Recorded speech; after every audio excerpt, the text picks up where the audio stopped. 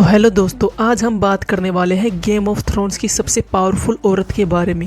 ये वो औरत होती है जिस पर गेम ऑफ थ्रोन्स की कहानी टिकी हुई है, क्योंकि गेम ऑफ थ्रोन्स की सबसे शक्तिशाली पावरफुल औरत सर्सी होती है। अगर सर्सी का कैरेक्टर इस गेम ऑफ थ्रोन्स में नहीं होता तो शायद ये इतना पॉपुलर नहीं होता, क्योंकि लीना हेडली जो गेम ऑफ थ्रोन्स में सर्सी का किरदार निभाती है, उसने इस किरदार को इतने अच्छे तरीके से निभाया है कि वह देखने वाला भी इस कैरेक्टर को असली समझ लेता है। दरअसल में सर्सी जो आयरन थ्रोन्स पाने के लिए अपने भाई के साथ नाजायज संबंध बनाती है और उससे प्रेम करने लगती है और उसी के साथ मिलकर अपने पति की रॉबर्ट बैराथियन की हत्या करवा देती है। उसका भाई जेमी लैनिस्टर अब उसके साथ होता है। इस वेब सीरीज की शुरुआत ही एक धोखे से होती है और कैसे इस कहानी का एक नया मोड़ आगे आता है, जिसकी वजह से गेम ऑफ थ्रोन्स की कहानी आगे बढ़ती है और अंत भी इसी की मृत्यु से होता है, क्योंकि वह किसी को भी धोखा दे सकती है अपने स्वार्थ के लिए। तो आज हम बात करने वाले सर्सी लैनिस्टर कैसे एक थ्रोन्स पाने के लिए किसी भी हद तक गुजर जाती है।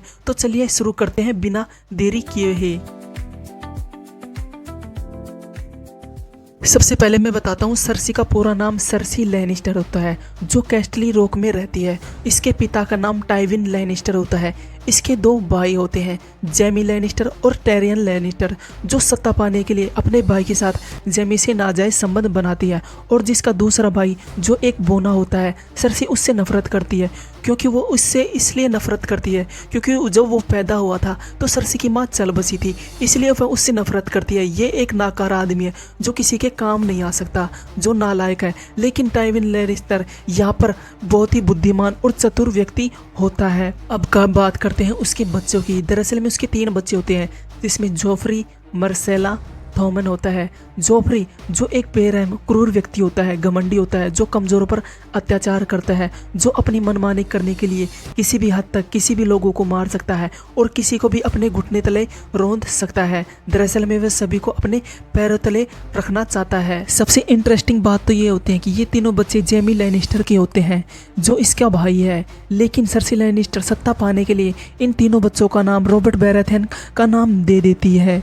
एक दिन सर्सी और जेमी लैनिस्टर एक जगह पर एकांत पर संबंध बना रहे होते हैं। वहां पर स्टार परिवार का एक लड़का जिसका नाम ब्रान स्टार्क होता है इन दोनों को देख लेता है। दरअसल में ये दोनों यहाँ पर संबंध बना रहे होते हैं। तभी सर्सी लैनिस्टर उसे जेमी लैनिस्टर को कहती है, इसे मारना होगा, नहीं तो ये हमारी सच्चाई सबको बता देगा। ब्रान स्टार्क को नीचे फेंक दिया जाता है। अब ब्रान स्टार्क न तो चल सकता है और न ही वह बोल सकता है। दरअसल में वह कुछ समय लग जाता है इसे बोलने में।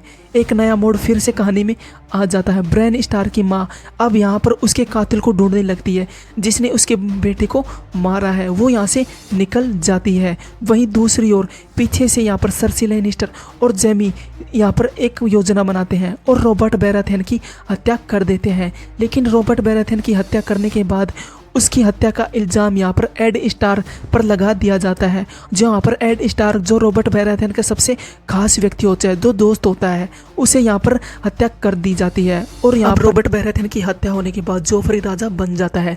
दरअसल में जोफ्री जो एक क्रूर व्यक्ति होता है, जो लोगों को डरा धमकाता है, उन्हें मारता है, जो अपनी मनमानी हर वक्त करता रहता है।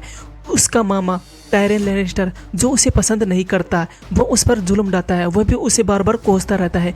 एक दिन उसकी वेडिंग हो रही होती है, उसी वेडिंग में उसे जहर दे दिया जाता है, जिससे उसकी हत्या हो जाती है। लेकिन सर्सी लैनिस्टर वो समझ चुकी है कि शायद यह हत्या टायरियन लैनिस्टर ने करवाया है। वो उसे बंदी बनाने का आदेश देती है, जिसे उसे काल कोठरी में डाल दिया जाता है। लेकिन टायरियन लैनिस्टर का भाई जेमी लैनिस्टर जो अपने भाई से बहुत प्यार करता है, जेमी लैनिस्टर एक मौका देखता है और उसे यहाँ से भागने के लिए कहता है, जिससे वह सहायता करता है। अब वह यहाँ पर उसे भाग जाता है।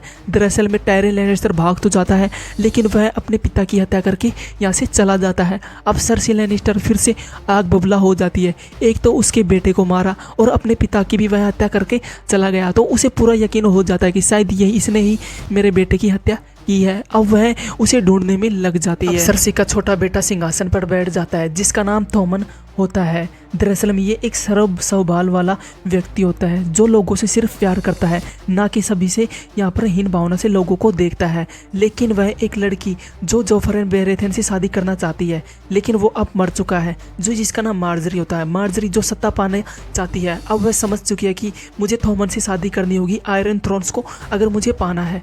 वो इसे पाने के लिए यहाँ पर थॉमस को अपनी बातों में समझाती है, बुलाती है, और दरअसल में यह उसकी चाल सरसी समझ जाती है। सरसी यहाँ पर हाई स्पैरो को निमंत्रण देती है। दरअसल में हाई स्पैरो वो होता है जो लोगों को विश्वास में दिलाता है कि लोग अभी भी भगवान में विश्वास करें, लोगों को अत्याचारों से बचाता है, जो किसी पर अत्याचार नहीं होने देता, लोगों को खाना देता है।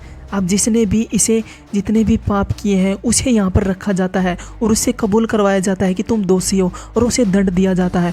मार्जरी को यहाँ पर लाया जाता है और उसे काल कोठरी में बंद कर दिया जाता है। उसे अपना गुनाह कबूल करवाया जाता है, लेकिन वो बार बार मना करती है। अंत में वह हार जाती है और वह कहती है मुझे मेरा गुनाह कबूल है, लेकिन वह एक चाल खेलती है। वह सरसी की भी सारी हकीकत उसे बता देती है। अब सरसी भी यहाँ पर इन लोगों को काल कोठरी में बंद कर दिया जाता है, क्योंकि हाई स्पैरो किसी को भी नहीं बख्शता, वो सिर्फ धर्म के अन्याय होता है। दरअसल में अन्याय के लिए ही ये सब यहाँ पर लड़ते हैं। ये जिस दुनिया में एक क्रूर राजा से मुक्त करना चाहते हैं, सब संतरता से यहाँ पर जीने का हक है, इसलिए सरसी को भी इस काल कोठरी में बंद कर दिया जाता है। सरसी को भी अपना गुनाह कबूल करने के लिए कहा जाता है। सरसी कुछ समय बाद अपना गुनाह कबूल कर लेती है और बताती है कि मैं अपना गुनाह कबूल करती हूँ, मैंने अपने पति को मरवा दिया और मेरे भाई के साथ नाजायज मेरे संबंध है। अब वह कहती है हाई स्पैरो से मुझे यहाँ से प्लीज़ छोड़ दीजिए, मैंने अपना गुनाह कबूल कर लिया। अब हाई स्पैरो उसे छोड़ने का वादा कर देता है, लेकिन वह नग्न अवस्था में उसे साम्राज्य में घुमाया जाता है। नग्नी अवस्था में उसे सब टॉर्चर करते हैं, उसे मारते हैं, और वो इतना विश्वास उसका टूट जाता है क्योंकि उसका बेटा जो थॉमन होता है उसे भी वो बचाने के लिए नहीं आया हुआ होता है। अब वह उसे रोती वो अपने दरबार के अंदर चली जाती है। अब वो एक योजना बनाती कि मैंने इसे पनाह दी मेरे शहर में, उसने मेरे ही खिलाफ यह योजना रच दी, मुझे इसे किसी तरह भी इसे उखाड़ कर फेंकना होगा। अब वह इनके साथ एक योजना बनाती है और योजना के साथ सभी को एक जगह पर इकट्ठा करती है हाई स्पैरो में, और वहाँ पर एक बॉम्ब ब्लास्ट कर देती है जिसमें सभी की हत्या हो जाती है, और मार्जरी की भी इसी में होने के कारण वह भी मर जाती है। मार्जरी की हत्या होने इसके बाद वह थॉमन जो इससे प्यार करता था वो भी अब इस दुनिया में नहीं रहता, वो अपनी जान दे देता है, एक खिड़की से नीचे छलांग लगा देता है जिससे उसकी मृत्यु हो जाती है। अब सरसी लैनिस्टर को ये पता चलता है, जिससे उसके दोनों बेटे अब इस दुनिया में नहीं रहे, वो टूट चुकी है, लेकिन वो फिर से खड़ी होती है। अब उसने एक तरकीब अपनाई है कि अब वह खुद इस आयरन थ्रोन्स पर बैठती है और आयरन थ्रोन्स को इस किंग लैंडिस के द्वारा चलाती है। वहीं दूसरी ओर टायरन लैनिस्टर जो डेनेरिस के साथ होता है वो किंग्स लैंडिंग आ रहा होता है। दरअसल में डेनेरिस जो वो भी आयरन थ्रोन्स पाना चाहती है, जिसके पास 3 बड़े बड़े ड्रैगन्स होते हैं। जॉन स्नो डेनेरिस के साथ मिलकर सरसी के खिलाफ लड़ाई लड़ते हैं, और उनके पास एक समस्या होती है क्योंकि उत्तर में मुर्दों की सेना आ रही है, अगर हमने कुछ भी नहीं किया तो हम सभी मारे जाएंगे। अब वो एक योजना बनाते हैं। दरअसल में डेनेरिस और जॉन स्नो सरसी के पास जाते हैं और उससे सहायता मांगते हैं ताकि उन्हें कुछ सैनिक मिल जाएं। सरसी यहाँ पर उन लोगों से झूठ बोल देती है कि मैं वहाँ पर आऊँगी और अपनी सेना तुम्हारे लिए भेज दूंगी, लेकिन वहाँ पर उल्टा होता है, वो अपने सैनिक एक भी नहीं भेजती। उसे यह नहीं पता होता कि उसके साथ ये क्या होने वाला है। जेमी लैनिस्टर को ये पता चल जाता है कि सरसी लैनिस्टर ने उन लोगों के साथ धोखा किया है, वो अपने सैनिक नहीं भेज रही है। अब जेमी लैनिस्टर को ये पता चलता है, इसलिए वह कहता है कि मैं तुम्हें छोड़कर जा रहा हूँ, मैं उसी का साथ दूंगा क्योंकि उत्तर में मुर्दों की सेना आ रही है, मुझे इससे इन लोगों को बचाना होगा ताकि हम किंग लैंडिस में सेफ रह सकें। सरसी लैनिस्टर उसे जाने के लिए कह देती है कि तुम यहाँ से जा सकते हो। यहाँ पर देखते हैं कि सभी उन लोगों के साथ लड़ते हैं। वहीं यहाँ पर एक अंत आता है जिसमें आर्या स्टार्क यहाँ पर व्हाइट वर्कर को मार देती है। व्हाइट वर्कर जो यहाँ पर सबसे शक्तिशाली राजा होता है वह उसे मार दिया जाता है, जिसमें सरसी लैनिस्टर को पता चल जाता है कि व्हाइट वर्कर अब मर चुका है। वो यहाँ पर आ रही है क्योंकि सरसी लैनिस्टर अब कमज़ोर हो चुकी है, उसके पास जो भी सैनिक थे अब वो यहाँ से जा चुके हैं क्योंकि किंग्स लैंडिंग में यहाँ पर डेनेरिस और जॉन स्नो आने वाले हैं। डेनेरिस के पास जो यहाँ पर ड्रैगन्स है वो किसी को नहीं छोड़ेंगे। वो उसे एक न्योता देते हैं कि तुम अपने आप मेरे आगे घुटने टेक दो, हम तुम्हारे किंग्स लैंडिंग को और तुम्हें यहाँ से जाने देंगे। लेकिन सरसी कहाँ मानने वाली थी, वो एक क्रूर होती है, वो एक अभिमानी होती है, वो किसी के सामने घुटने नहीं टेकती। वो यहाँ पर एक योजना बनाती है जिसमें डेनेरिस की सबसे प्यारी व्यक्ति जो जिसकी गुलाम होती है वो अपने पास उसे लेकर आती है और उसे एक ऐसी मौत देती है जिससे डेनेरिस को बहुत गुस्सा आता है। वो उसे मौत के घाट गार्ड उतार देती है।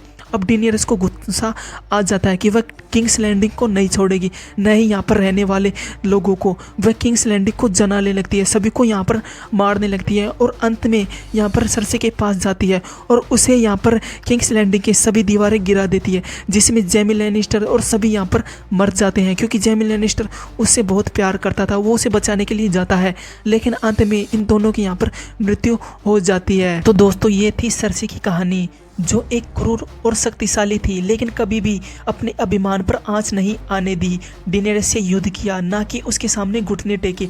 सरसी को अपनी सत्ता से और अपने बच्चे से बेहद प्यार था। वो किसी भी हद तक यहाँ से जा सकती थी, चाहे झूठ बोलना हो, किसी को धोखा देना हो या किसी की जान लेनी हो, सब कुछ कर सकती थी। उसका मकसद हमेशा एक ही था, आयरन थ्रोन्स पर राज करना और अपने परिवार को शीर्ष पर रखना। तो दोस्तों, अगला वीडियो गेम ऑफ थ्रोन्स के किस व्यक्ति के कैरेक्टर पर बनाऊं, कमेंट करके हमें ज़रूर बताएं। शायद मुझे लगता है टायरियन लैनिस्टर की कहानी आप लोगों के सामने मुझे ज़रूर लानी चाहिए। टायरियन लैनिस्टर की कहानी जाननी है तो कमेंट करके हमें ज़रूर बताएं, या गेम ऑफ थ्रोन्स के किसी भी व्यक्ति के कैरेक्टर की कहानी आपको जाननी है तो कमेंट करके हमें ज़रूर बता दीजिए। मैं आप लोगों के सामने वो कैरेक्टर की वीडियो फुल एक्सप्लेन के साथ बना दूंगा। अगर आपको ऐसी ही और वीडियो देखनी है तो प्लीज़ हमारे चैनल को लाइक एंड सब्सक्राइब ज़रूर करें। तब तक के लिए धन्यवाद।